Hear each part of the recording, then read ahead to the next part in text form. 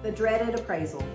The sellers pray that the home isn't worth less, and the buyers pray that the home isn't worth more. Well, on either side of the transaction, the appraisal can often be a deal killer. I'm Sherri Cypert with Exit Realty right here in Lubbock. So let's talk about everything you need to know about appraisals. There's a lot of confusion about the difference between the role of an inspector and an appraiser. So here's everything that you need to know about the appraisal process. So if you buy a home with a loan, the bank will send an appraiser out. And like an inspector, the appraisal's sole purpose is to protect the bank's investment in your home. The bank wants to know that the buyer isn't overpaying, so if the buyer ever defaults on the loan, the bank can foreclose on the home and recover its investment.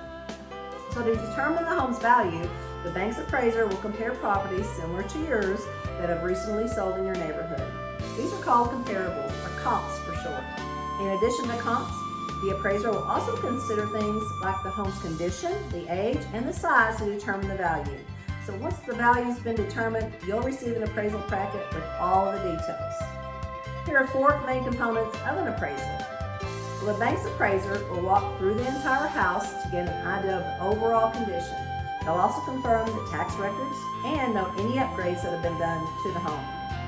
After the appraiser completes the walkthrough, they'll compile all the details of the house into their appraisal software. They'll enter important details like square footage, room count, bathroom count, and measurements. The appraiser will find comparable homes that have sold recently in the area. They'll note all of the similarities to your home and include pictures from the MLS multi-listing system. The most important part of the appraisal packet is the evaluation. This evaluation is the amount that the appraiser deems the home is worth. This dollar amount will be sent to the bank, the buyer, and the seller so all parties know how much the bank is willing to lend. If the appraisal comes back higher than the agreed upon price, the buyer will have peace of mind that they aren't overpaying for the home, but the seller may not be so happy. On the contrary, if the appraisal comes back lower than the agreed upon price, then the buyer may feel like they are the ones getting the raw end of the deal and demand that the seller lowers the price, which means less money in the seller's pocket.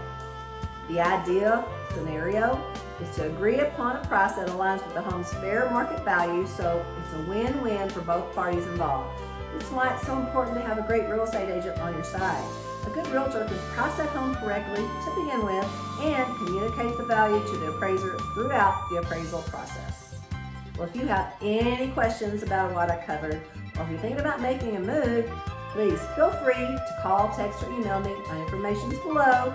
I am always happy to help.